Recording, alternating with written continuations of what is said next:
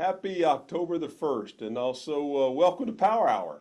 Thank you for taking the time to be with us today. These conversations are all about keeping us connected and keeping you informed. Today, I think you'll find that we have another great lineup. But before we get started, I'm extremely pleased to share that Governor Henry McMaster will be joining us for our 29th annual State of the Region luncheon, which will be held at the Hilton on October the 15th. We're very excited to have the governor with us as our keynote, and we're also excited to welcome White House Senior Advisor Brittany Baldwin. Brittany is leading up the charge for our nation's Super Centennial celebration, where we'll be celebrating America's 250th birthday. I think you'll enjoy hearing from her, as I recently was fortunate enough to hear her speaking at another conference. And then also we'll be hearing from our local officials once again. And then the tradition continues with the Paris Island Marine Corps Band and Color Guard. They'll be joining us. So we're looking for another fabulous State of the Region and hoping that you'll be able to join us. You'll find the link right there in the chat box. So get your tickets before they're gone, because we know that this year will be another sold out State of the Region event. Now let's turn to today. Small business is the backbone of our economy, and while corporations sometimes get the limelight, South Carolina is home to almost 500,000 small businesses. And here at the Chamber, more than 80% of those are considered small businesses are our members. And with that in mind, we're especially pleased to welcome Sonia Barkley. Sonia is the Manager of Innovation and Entrepreneurship with the South Carolina Department of Commerce. And she'll have her colleague with her today also, Andrina. So Sonia and Andrina, welcome to Power Hour. We're delighted to have both of you with us today. Thank you so much. Thank you for the opportunity to present and share some information about the South Carolina Department of Commerce. I'm Sonia Barkley. I'm the Manager of Innovation and Entrepreneurship team in the Business Services Division. And with me today is Andrina King. She is the Innovation and Entrepreneurship Coordinator for the Coastal Region, which includes your region of the state. South Carolina Department of Commerce is one of 22 cabinet agencies and the state lead economic development organization. Our mission is to create economic opportunities to expand choices for all South Carolinians, and our vision is to embrace the future to ensure South Carolina's sustainable advantage. We support new and existing businesses and foster partnerships driving growth in key sectors like life sciences, corporate headquarters, and advanced energy. Our work positions South Carolina for a sustainable and competitive future. South Carolina is known for manufacturing excellence, especially in automotive and aerospace sectors. We are committed to expanding these industries to create lasting opportunities for future generations. Our strategic framework prioritizes diversifying the state's economic base, and key initiatives include attracting life sciences and advanced energy companies through SC Nexus and promoting South Carolina as a prime location for company headquarters. On this slide, you will see that South Carolina Department of Commerce is comprised of 3 dynamic divisions working together to support companies calling South Carolina home. Our Global Development Division drives industry recruitment by showcasing South Carolina's benefits for new or expanding businesses. Business Incentives and Community Development Division, they provide grants for community revitalization and improvements that benefit residents and boost economic appeal. This division also guides companies on available incentives for investing or expanding in the state. Business Services Division, which is my division, we support companies post-investment to ensure long-term success. Our division offers comprehensive services across all business stages, from startup support to trade mission assistance. Here you see the 8 different programs that we offer in our Business Services Division. Of course, the Innovation and Entrepreneurship Program, we build an environment where entrepreneurs and innovation-based companies flourish with access to resources to support business growth and new ideas. Our existing industry support team, they partner with companies, mostly manufacturers, to assist with their ongoing competitiveness. We also have a supplier outreach team, and they connect companies with local suppliers through B2B and supplier outreach events. We also have a trade team, and they provide export advisement and training opportunities for both new to export companies and existing exporters. Our recycling provides technical assistance for companies looking to cut costs by recycling materials instead of using landfills. We also have emergency management in our division, and they focus on business continuity planning in the event of an emergency. We have a industry liaison, and she supports new industries through their initial build, project management, and supplier and workforce connections. An example of that of large projects, Scout Motors in Richland County, that's bringing many jobs to the state, along with Redwood Materials in Berkeley County. And we also have a team dedicated to electric vehicles for EV support, and they provide information about engaging with the EV industry. So up to this point, I've given you a brief overview of Commerce's three divisions, along with a snapshot of the Business Services division. And now let's talk about my team within Business Services. The small business and innovation teams are now consolidated into a single innovation and entrepreneurship team, also known as the I&E team. Our purpose is to cultivate an environment that attracts, grows, and retains entrepreneurs and innovation-driven companies in South Carolina. How do we do it?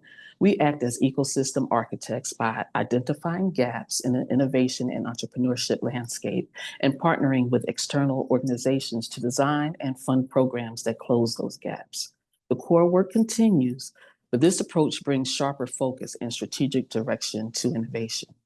It empowers the team and the division to act with greater agility, accelerate business growth, strengthen South Carolina's innovation and entrepreneurship ecosystem. How do we support innovation-based businesses? Well, we support them by funding programs aligned with technology-based economic development, or TBED, which leverages technology, innovation, and knowledge industries to drive growth through 5 key goals: maintaining the steady flow of knowledge and new ideas, creating effective ways to transfer knowledge to the marketplace, building a strong culture of entrepreneurship, securing sources of risk capital, and lastly, developing a technically skilled workforce. On the next slide, you'll see some of the funded programs that align with TBED characteristics. I won't go through them all, but you can see them right there. But I specifically would like to highlight the Relentless Challenge Grant, which is managed by my team, the I&E team. The grant can help with implementation of new and innovative programs that support South Carolina small businesses. The application window actually opens today, and it runs through October 31st. And our last information session is on October 7th at 10 a.m. To learn more about this opportunity, you can reach out to Andrina or me. And just so you know, the Don Ryan Center for Innovation in Bluffton was a grant recipient just last year. Now we will review how we support entrepreneurship and traditional small businesses. We are a committed team of economic engagement and ecosystem navigators. And we are South Carolina's trusted resource for small business owners. We guide them through launch, scale up, and sustainability for lasting success. We are also champions of relationship building, collaboration, and networking to increase economic opportunities for all South Carolinians. You may be wondering, how do you engage with our team? Well, the small business owners can reach out to Commerce via our website, by phone, email, and sometimes they drop by and visit us in person. We are not business consultants, but we have intentional one-on-one conversations with business owners, and we ask the right questions to get to the root of their business needs. Other ways that we support small businesses, well, we empower organizations and communities to host small business resource events. All it takes is a phone call, and we will share our how-to document, which gives step-by-step instructions on organizing an event. And we also provide contacts for participating small business support organizations, like the SBA, the Small Business Development Centers, SCORE, financial institutions, and others. Size Up SC is a big data business comparison tool that shows how a business sizes up to others in this industry. You can find customers, suppliers, wage data, and also your competitive edge in the area. It's a free platform that's found on Commerce's website. And if you would like a demo, just let us know or go to scbizdev.sccommerce.com. This is a free platform and there's no login credentials needed for it. And all the information is right there for you and it is updated quarterly. During our one-on-one conversations, we also share training and networking events, and signing up for Source SC is a recommendation to all businesses, South Carolina-based businesses on the call. It's Commerce's go-to directories for supplier connections, and it will also get you on the list for upcoming events. SourceSC.com will get you there. Andrina is the lead administrator for the Small Business Regulatory Review Committee, which encompasses 11 businesses that are appointed by the governor, the House, and the Senate, and they review upcoming regulations that may affect small businesses in some type of way, whether it's positively or negatively. If they find that they need to address some issues there to learn more how we can streamline some processes for small businesses, then they have a voice and can help with that. Andrina is the lead administrator. As far as Commerce is concerned, we don't vote on any of those. We just help facilitate those meetings and any connections that has to be made there. Of course, we cannot get all of this done without collaborations with our partners. And together we try to uncover challenges, trends, and opportunities to provide additional support. Our approach is unique compared to other states. We take the bottom-up approach. We start by listening to companies to figure out what's getting in the way of innovation and entrepreneurship. This helps us identify early signs of new challenges that may affect different industries and regions. And since we rarely run solutions ourselves, we support external teams and organizations who are ready to take on the challenge. In the end, it's all about working together to unlock South Carolina's full potential by removing barriers and creating new opportunities for growth. And here's our team. Here's your innovation and entrepreneurship team at Commerce. Regional coordinators are the team's essential link to providing business support and resources, maintaining partnerships, and growing networks to increase the team's impact. Here you see Casey Sims. She's our I&E coordinator serving the Mid-State region. And of course, Andrina King is here, and she is the I&E coordinator serving the Coastal region, which is your region. Like to say anything, Andrina?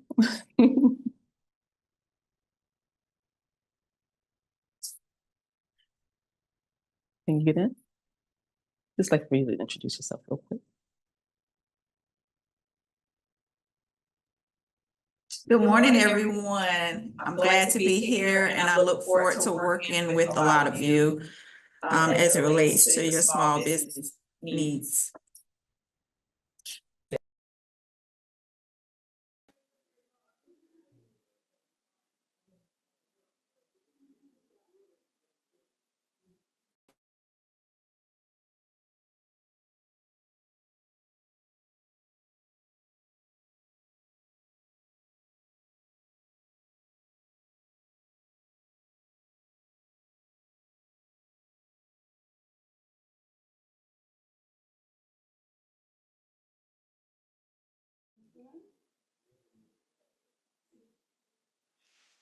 Sonia, I think your mic's still muted.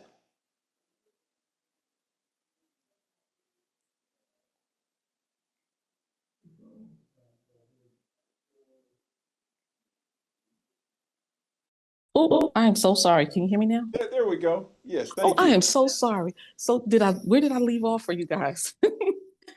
Did you Right get to after see? Andrina. Okay, okay, all right. So just want to let you know that we do have an opening for our upstate position. We're conducting interviews today. And so we'll have 3 representatives representing the regions of the state to help with their business needs. And we packed a lot of information into this short period of time, but if you have any questions, feel free to reach out to our team through Commerce's website and email that's listed here. I want to thank you so much for your time today, and a special thanks to the Chamber team for all that you do to keep your members and the business community informed about available resources like what we have here at Commerce. So thank you all for your time and attention today. Sonia, thank you. Great information. I'm sure the website will be a great asset for our entrepreneurs to go to. And it was certainly exciting news to be reminded about the Don Ryan Center being a recipient last year. Yes, yes. Hmm. Yes, Great work. and Rena, we certainly look forward to working with you as well. So thank you both for joining us Hmm. today, and more exciting things will come, I'm sure. All right. Okay, Thank you so much. thanks, Bill. Appreciate it. Okay. Have a great day. Thank you, you too. Well, as we were talking about the Don Ryan Center, that's a great segue into our next speaker. And we're pleased to have the Bluffton Town Manager, Stephen Steese, with us. Stephen has been leading the charge at Bluffton for about the last 4.5 years, and we're delighted to have him with us. And Stephen, Bluffton continues to be one of the fastest growing communities in the state. And I know there's a lot going on, and we're looking forward to your update. And thanks again for being with us. Of course, glad to be here, and I'm going to share my screen and have a presentation, but it's got a lot of information in it, so I'm going to try to go through it quick. And let's see, did I share the right one? There we go. All right, so just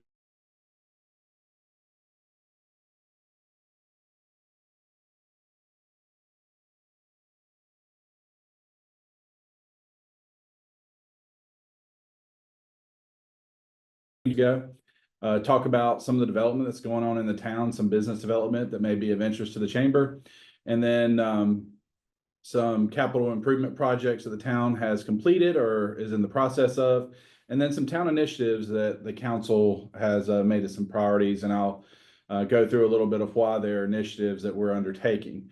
I'm going to try to go through this pretty quick. I'll be more than glad to share the presentation whenever I'm done, because it's got a lot of pictures and a lot of information in it, but I know I want to get done in a timely manner in case there are any questions that may be lingering from anybody who's participating today. So just a reminder, before COVID, during the 2020 census, the town was about 28,000 people. We estimate we're a little over 40,000 right now, based on the amount of development we've had taken place, the number of homes that have been finished. At the 2020 census, we were the 15th largest municipality in the state. I think we're a little higher than that now based on the growth we've had, but we won't be able to know for sure until we get some updated census numbers. I've had more than the 1,400% population increase since 2000, which is a crazy number. And then I also put down here some of the household income, average rent, average home value, median listing pricing that you see on Realtor, just for reference for those that are in attendance. So where are we growing? This is something that we prepare every year and we share with council. But what this shows is the different areas and the percent growth build out. For those that don't know, Bluffton is pretty much 92% planned development agreements. And we're able to track how many residential units are remaining, how much commercial is remaining, and we review that on a regular basis. So if you look at this, you can see that our highest residential build out areas were what we call Jones Estate, New Riverside. That's the pink and green areas on the west side of town. And if you've driven out that way around the traffic circle, New Riverside, you've seen the amount of growth that's taken place out there. You can also see that you're starting to see commercial build out in Buckwalter. It went up 3%, same thing in Schultz.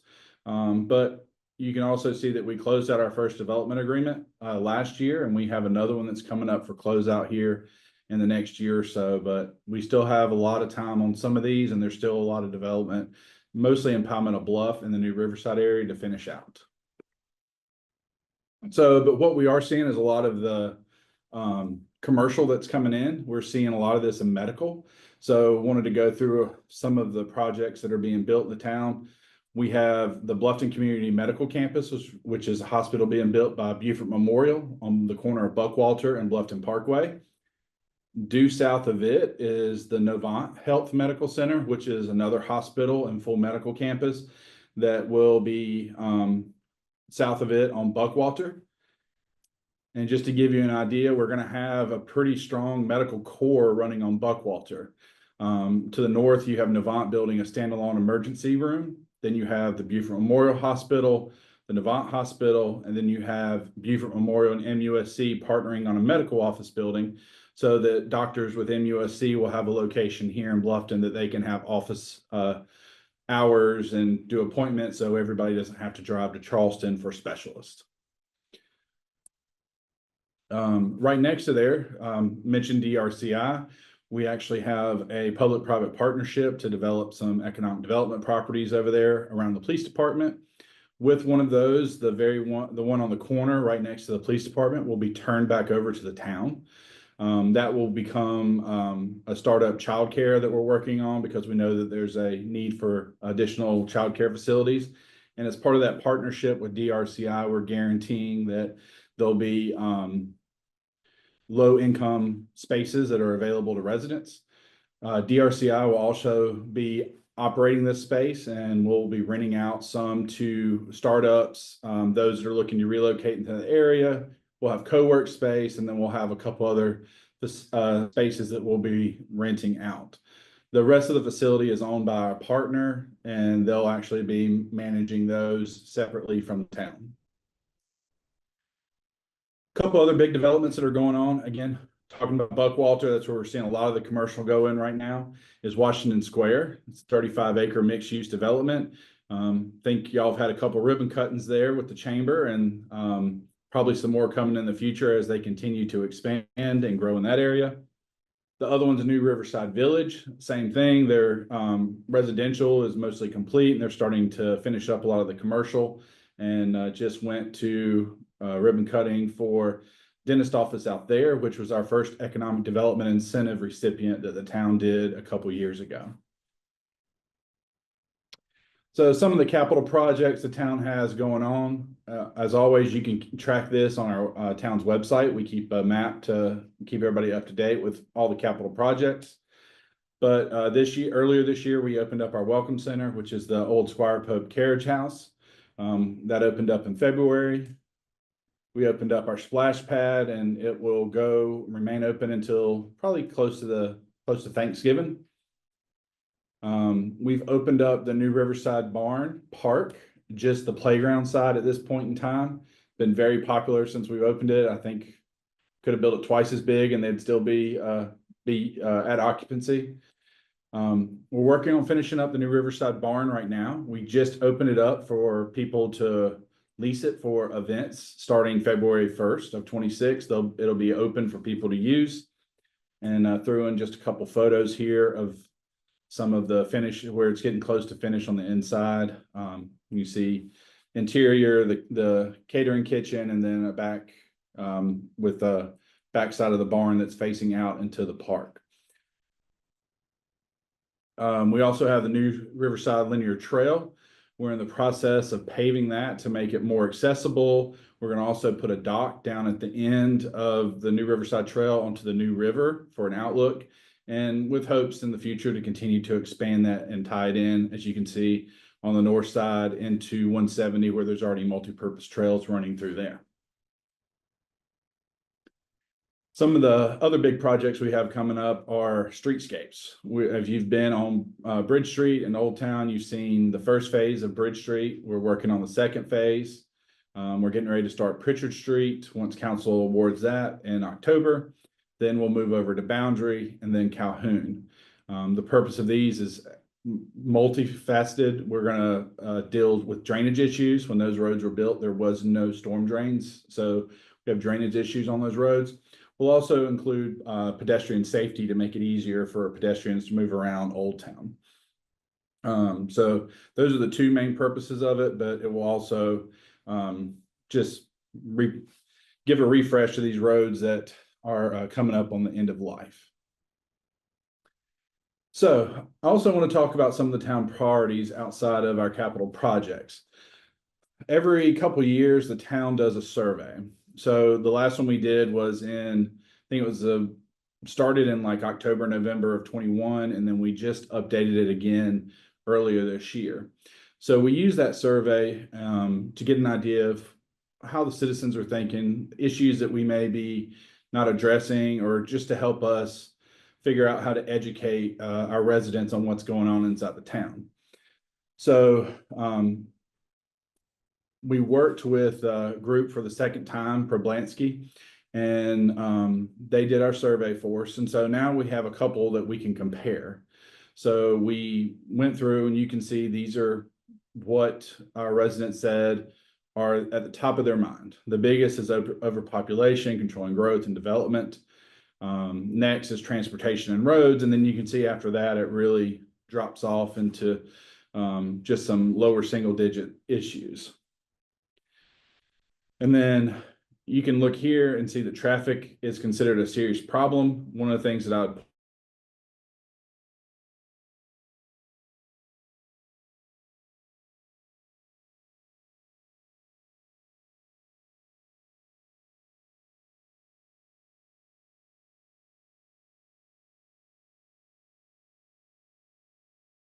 do. Third was protecting open space and water quality, which again was the third one in 21, but became, you can see it almost doubled with from 35% to 65% of people that thought it was a serious problem. So it helped us, understand and see that the people who are moving here are still seeing the same concerns: traffic, development, protecting open space and water quality, and then affordable housing, crime, a lot of the issues that we're hearing in the community. So we asked some specific questions. How are you satisfied? Or, how do you think the town manages growth and development? And again, we can compare 21 and 22, and you can see the difference where pretty much it went from satisfied to unsatisfied over the last couple of years. You can see 70% say there's too much new development in Bluffton. This is an increase from 45% to 70%. 50% say there's too much residential growth. This is an increase from 28% to 50%. 50% say there's just about the right amount of commercial development. But again, that the people who think it's too much went up from 22 to 33%. Yet 82% would rate the overall quality of life in Bluffton as good and excellent. And you can see from 2021 to 2025, that went up just short of 30% or 20%. So even though people feel like there's too much residential, too much growth, they still believe that the quality of life here is not only good, but it's improved over the last 2-3 years from when we did the last survey. So tried to figure out, how do we address that? So one of the questions we asked was, are you aware that the town has a max build out and that we're at 80% of our maximum residential build out to help address the concerns about too much development? Well, what we found out was the majority of residents in the town did not know that the town has a max build out or that we have a limit on residential units. So we looked at a way to try to educate our residents about the town. So we did a resident resource guide, and you can kind of see the table of contents here on the left. We wanted to talk about why the town grew, how it grew, how annexation works, how the government is set up, who's responsible for things, because it's a myriad of the town, the county, the state, especially when you get into roads, the township fire department separate from us. So we wanted to really educate our residents on what's going on. So we put this guide together. It's 24 pages long, so it's a little long, but we wanted to make sure it was an evergreen document that people could just keep as a reference. So we mailed this to every resident in the town to help try to take the new residents that have just moved here, some that may have been here for a few years, and just provide them a guide on how the town operates and some background on the area that they moved to. Before I move on to the next one. So one of the other things we've done with this is we've also started, you'll see on our social media, a social media campaign to push some of this out. And we're also working on videos where we do kind of each of these sections as 1.5 minute video clips to help people. Just if they have a question on roads, they can watch the video clip and it'll give them the resource guide information in a video clip. So we're rolling those out shortly. But the goal is just to make sure that people try to get the information out as much as we can to help people understand the community they live within. So we also heard about environmental protection. So like I said earlier, protecting open space and water quality, that went from 35% to 64%. So council, well, forget that. So, and then 64% were satisfied with how the town preserves and maintains rivers and streams, but you'll see that's a decrease from about 10–11% from the previous year. So some of the stuff that council did is we put in some of these regulations over here to the side, some tree mitigation ordinances, updated our local stormwater standards. We've adopted a phase clearing of trees ordinance. We did that a few years ago. We also put in, we were the first ones in the state to adopt a wetlands buffer. I put part of the news article here where somebody talked about it because we were the first of its kind that we know of anywhere to adopt a wetlands buffer that replaced the buffer for inland wetlands after the Supreme Court decision said that they were not under their jurisdiction anymore. Outside of that, we're working on some studies to help us figure out how we can better protect the environment and keep up with how it's tracking with all the growth. So we updated our May River baseline assessments, which came out positive since it's been almost 20 years since the last time it was updated. We're modeling our drainage basins so we can figure out ways to improve storm drainage and help with storms, especially after we had some flooding during Hurricane Debbie last year. And we're working on impervious restoration projects, which is to take impervious surfaces and actually replace them with ones that are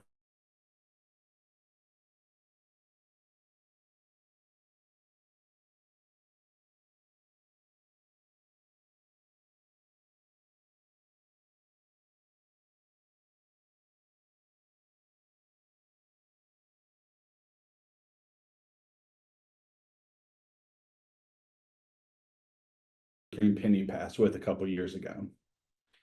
So what have we done? We've bought land on Buck Island Road, right at the corner of Bluffton Parkway. We're working to design a park right now, and we're getting ready to bring some ideas for town council, but this stopped townhomes from being built on this corner. We've also, as you can see on the right, we've surveyed middle schoolers. We went and did that last school year just to see what they're wanting to see, since they'll be the primary users of it. And we're working our design to meet what we've heard from those students and what we've heard from the community for that park. We've also partnered with the school district to purchase a large tract called Willow Run. It's right across from the fire department by St. Gregory the Great and across from the entrance to Eagles Point on 278. We're working to buy, it's 162 acres total.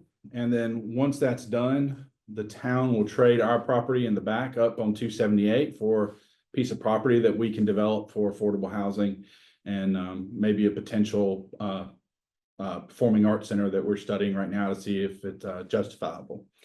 The town also, so we're working to buy more than that. I want to share this map. These are all properties that the town is working to acquire. The purple properties are the Willow Run tract that I just talked about. The one to the east of that, which is this pink property, the town just closed on that. It's called the Mooney Tract. We closed on that about 2 weeks ago. The two green properties, the the Green Penny Committee just recommended to County Council, and County Council voted for us to purchase those. So we'll be working to close on those two green properties shortly.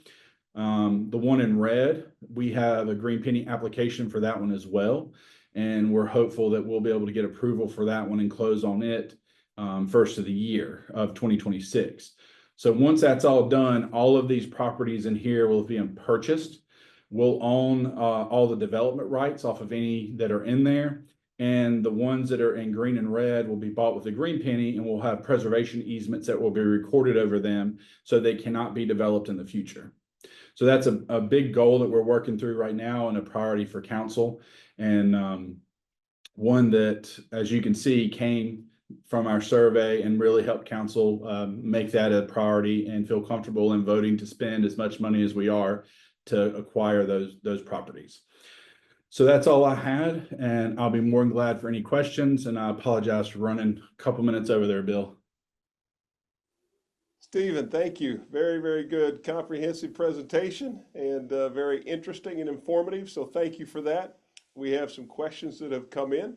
And the first question that has come in is from Lori. And Lori, Stephen is asking if the survey is posted online and how the residents can see it. I don't know if it's been posted online. We did present it to our council at a workshop. So the actual, it's in part of that packet, and there's actually a video of the presenter discussing it with council and the results. I'll have to double check and see if it's on the website. I do not think it is, but I know that you can go back and you can actually download it in the packet and watch the video of the presentation to council. And that was in the workshop or the council meeting back, I think, in April. Okay, thank you. Peter is asking how is the town of Bluffton working in coordination with the town of Hardyville with the growth they are experiencing? So we've had a joint meeting with them to discuss that, and our councils are wanting to try to do that on at least a couple times a year basis. But really, what we've sat down with them to try and what our discussion has mostly been is lessons learned from us, things that, you know, our development agreements were adopted back around 2000, late 90s to about 2005.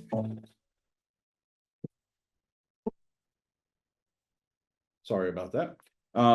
So they were adopted about 2000, around 2000. Hardyville is doing a lot of their development agreements new now. So we're working, a lot of what we're working with them on is to make sure they include things that we did, like holding land for schools, holding land for public needs in the future, road connectivity and between.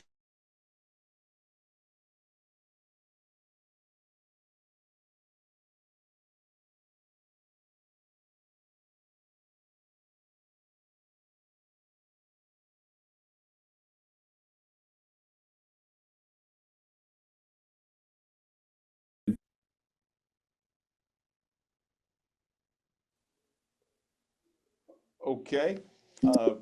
Sorry, there cut out just a minute there, Oh, sorry Stephen. about that. I had somebody try to ring in on my phone. I apologize. That's okay. May River. Beth is asking about the May River and how the town continues to work to preserve the May River. So the biggest part of working to preserve that is in the policies that we've adopted, and that was one of the things that I highlighted to make sure that because the protection of the May River actually starts far away from the May River and our drainage basins. So we're actually studying our drainage basins right now to see where they're impacted or to see if there's any future projects that we need to address to help treat the water or control the water at the top of the drainage basin before it actually gets into the river. The other parts that we continue to do is we continue to monitor the river. We sample it and we do studies on it along with DHEC. But mostly what we are doing is working inland off of the river, which is where we've done our wetland buffers to make sure that our wetlands are operating and they're holding the water and they're serving their purpose, which is to filter the water before it gets to the May River. We're also working on several sewer projects. So we're completing, connecting all of Old Town will be done next few months. So all of Old Town used to be on septic tanks that, you know, pretty much went straight into the river through the groundwater. We will be completing connecting all of them onto sewer. We're partnering with BJWSA and the county to do Stony Creek, which just started, which is one of the main areas where we're getting contamination into the May River is from that area. So we'll be putting, I think it's 150 properties onto sewer and removing the failing septic systems that are over there that are directly impacting the head of the May River down there. So those are the main ones. We're working on septic to sewer conversion. We're working to protect wetlands, and we're also working upland to make sure that all of the storm drainage and trees and everything that we can save that are help purify and slow the water before it gets to the river to make sure that they're all functioning properly. All right, thank you. Next question is from Tony, and it's a two-part question. And Tony is asking if there's a new project going on at the corner, the four-way stop in the old town. And then his second part of that is, are there any plans for a stoplight at that four-way stop? So there's no project that's going on there right now, none that have been brought to the town or that we've reviewed or approved or anything. The red light at that intersection, I don't think DOT would ever approve that. Again, that goes into the roadways when you get into Bluffton. The town only owns about 14 roads. May River Road and Bluffton Road are both state roads. And anything that would occur that intersection would be state DOT that would have to make that determination. But I don't think they have any desire, based on the amount of flow through there, to change it to a red light. All right.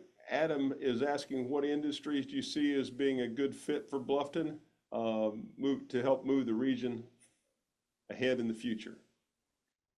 So we actually have, the town's adopted an economic development policy, and we actually give incentives, and we've identified primary industries that we see as targeted for the town.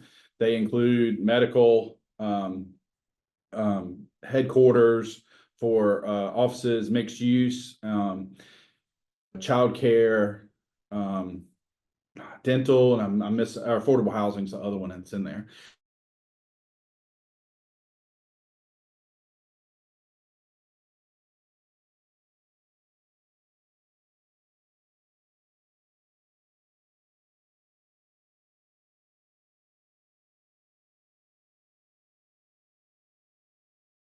To keep it in this area and actually bring additional jobs in, and they're looking to go right off of Bluffton Road. So again, we're partnering with another incentive we've done is for another headquarters. It's going in off of Pinellas Drive. And that is a technology industry, and it's, again, small in scale. Bluffton is not designed for a 500 person manufacturing facility. We don't have the land available for that.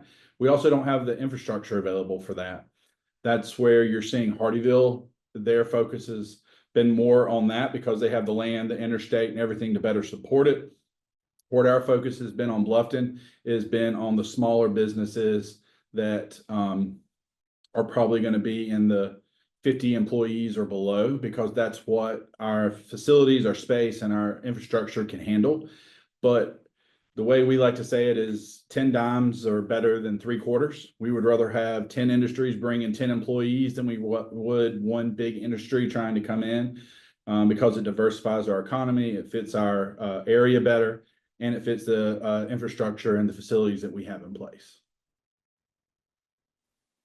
Okay, we have time, Stephen, for 2 more questions, and this question is coming in from Stephanie. And Stephanie is asking, are there any plans for more parking in the Old Town? In Old Town, right now there are not.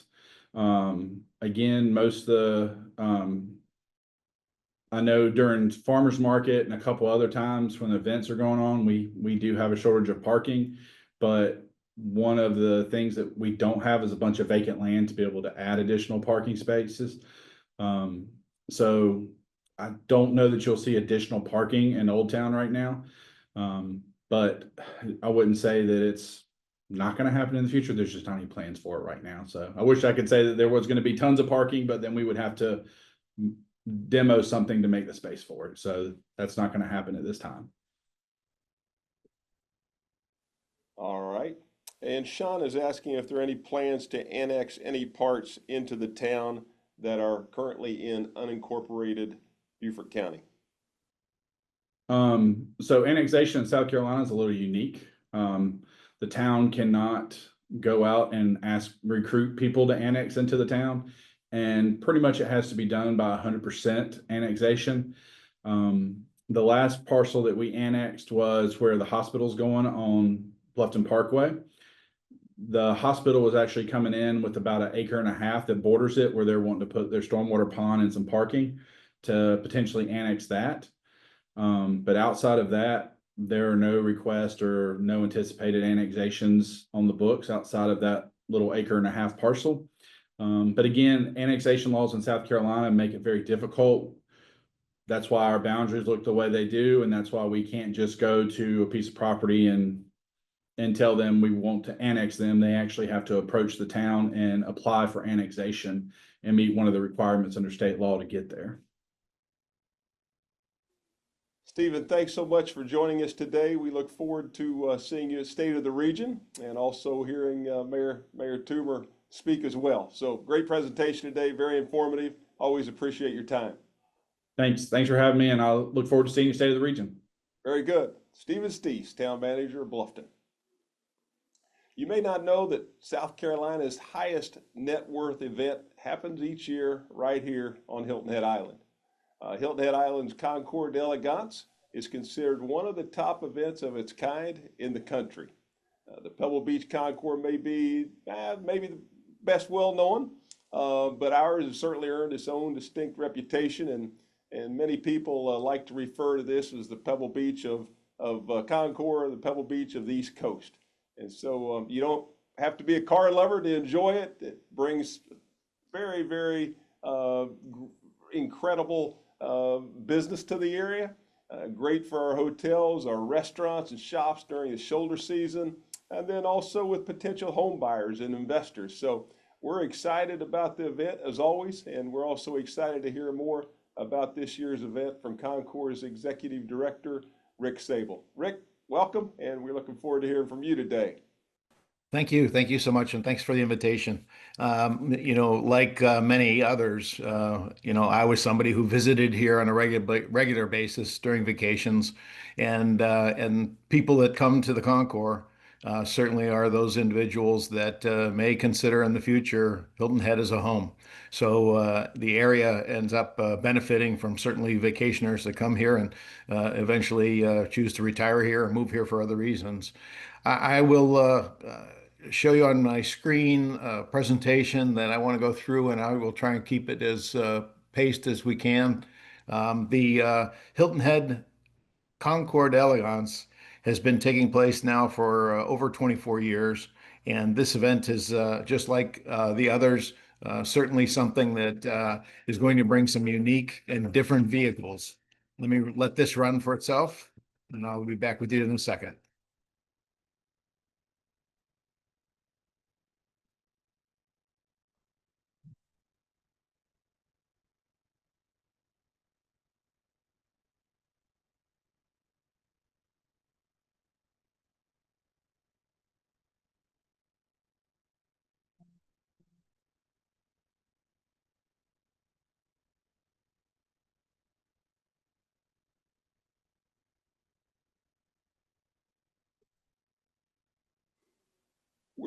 We're not seeing what you're showing yet.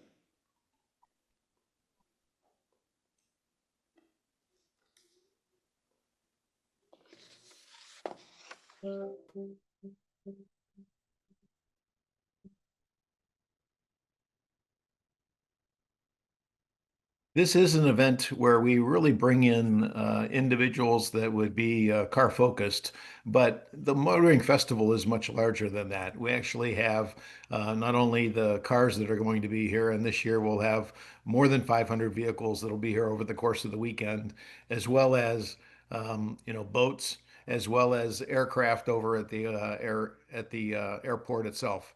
I'll talk a little bit about each of the areas and what's going to take place, but what's most important for the area to hear is that we'll have over 21,000 annual guests to our event. Between 20 and 22,000 has been the regular pace of individuals that are coming to this event. Our individuals that come here tend to stay for several days, more than just the weekend for the event. They tend to be here for 4.5 to 5 days.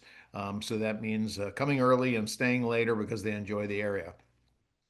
We'll have vehicles that are coming in from around North America, to include Canada, that come in for this special event. They like the Sunday and the judging event that takes place. We've got 47,000 email subscribers that regularly watch our event and see what is upcoming. We have a social media audience of 29,000 or more. Again, receiving information with a regular basis about what's going on within Hilton Head and for our specific event. 69% of the attendees are 35 years or older. This is tends to be an older crowd that is interested in this collections business, this idea of collecting vehicles and displaying. 47% of the attendees have an annual household income of 200,000 or more. And a very interesting thing, I think, is that 73% of those attending have at least 4 vehicles. So these are people that not only have their daily drivers, but also have vehicles that they prefer to have as a collector's item or a temporary vehicle, or a driver on the weekends. Let's talk about what actually will happen through the course of the weekend. And we believe part of our event is this October 31st, Friday, the Grand Motoring Festival, which is a film festival that takes place at the Coastal Arts Center. It takes place on Friday night this year, which is different than in the past. In the past, it's been on Thursday night. We've moved this event to Friday, and the event Flights and Fancy is on Saturday night this year. And it's because of being Halloween Friday, we thought it was better for the venues to be able to do it that way as a layout for the weekend event. So the Grand Motoring Festival will take place on Friday night at the Coastal Arts Center. You can purchase tickets directly from the Coastal Arts Center for this event. And there are films that are coming in from multiple nations, certainly multiple states involved in contributions for films that may be as short as 30 seconds and maybe as long as a full feature film, but always honoring and featuring something about a vehicle. The Car Club Showcase is our Saturday event. The Car Club Showcase is focused on the many clubs that are in the Hilton Head area, between Savannah and Charleston and the Hilton Head and Bluffton area. We have a lot of car clubs. And this is a list of the car clubs that actually will be represented this year. And each of these clubs brings between 8 and 10 vehicles. So we're talking about someplace in the neighborhood of 200 vehicles that will enter on Saturday morning. They're vehicles that you may see on the street periodically around here, because these tend to be owners of collections that they drive them every day, and they drive them with regularity, and outstanding vehicles just the same, but really unique and different. And just like our Sunday crowd, this goes through a selection committee to decide what vehicles best represent the automotive side of our displays. Flights and Fancy is the Saturday evening event. Saturday we'll go all day with the car club, and then you can shuttle over to the airport during the day to see airplanes and to see cars that are related to the time frame that these planes are also, the vintages of those planes are going to be like vintages of vehicles that will be with them. In the evening, though, about 3 o'clock in the afternoon, we'll be shuttling people off the airport grounds so we can convert for our evening function. And this is really a party for the Hilton Head area. Many people attend this event as the only event that they'll attend for the weekend for us, but that's well and good. It's a separate purchase ticket for the evening. Serge is our caterer for this year, and will treat us well. There's music and just a great evening atmosphere, as well as driving some BMWs down the airstrip. So, that's going to continue this year as it has in previous years, and a fun event. Now to the concourse itself. The concourse itself is the Sunday event. These are cars that are absolute collectors. These are vintage vehicles that really have gone through painstaking effort to make them as original as possible, and as from a standpoint of judging, that these are all winners in their categories that they operate in. In the categories on this page, this is the list of actual categories that people have to qualify their vehicles in. So we make an early call in the year for vehicles that meet these specific criteria. So let's just pick one. The class of 55, obviously American Legends. We're looking for cars that were built in 1955. That'll be filled with those vehicles. Each category, each class is a judged class. Each judged class will have between 6 and 10 vehicles in the class. And so we're looking for a best of class, and as well as additional places that will be honored. From the best in class, then we have a best in show event. And that all takes place on Sunday, late afternoon. You'll want to stay around for that if you're there on Sunday to see just who does come out on top with their vehicle. I want to talk briefly about the Pinnacle Society, which is the uh, arm of the Concours, which is our charitable fund. The charitable fund is what receives monies that are donated to the Concours for use with our charities. We are a 501c3. The Pinnacle Society is a way that if an individual contributes $1,000, and there's various categories, but at the minimum it's $1,000, they'll receive access to a Pinnacle Lounge that is on site. Get out of the sun for a little while, a beverage, a little snack, and get a chance to mingle with some VIPs that are here for our event. It's a strong attraction to come to Hilton Head. You're absolutely right. You know, we are the Pebble Beach of the East, and do draw a lot of people that you know, are involved in this kind of a collection business, this collection and displaying these vehicles. That's a private event that would take place while we're at our event. It's open on Saturday and Sunday to Pinnacle members. This is a way for somebody individually to actually contribute directly to the charity, because if they give $1,000, they will receive tickets for our event. Excuse me.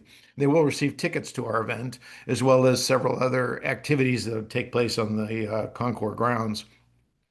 But what's most important is 100% of this money goes directly to the charity. We sponsor and work with 11 local charities that not only help us put on the event, but we help them with donations back to their actual charities, whether it's the Boy Scouts, the Hilton Head High School, the Symphony organization of Hilton Head. You know, they're all contributors with manpower, and that's very favorable to us, obviously, to help us be good hosts for the people that are coming to visit the Hilton Head area. We also have an opportunity that you know, there are volunteer opportunities way beyond what these individual charity groups can give us. And so we have about 450 volunteers in total that help us put this event on. I'll talk a little bit about joining the journey and what that means to you, perhaps, whether you're a business, an individual, a collector, or not a collector, not even a fan of cars. But there's some things here that really do strike fancy for the Hilton Head area. You can certainly attend, you can exhibit, you can sponsor, you can volunteer, and it starts with sponsorships.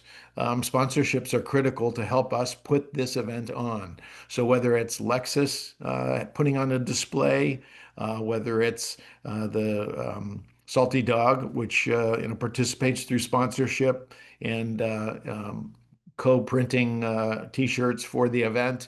You know, this is what brings this 20,000 guests here, and the sponsors want to be able to see these people and talk to them because they know they are active buyers in vehicles, for instance.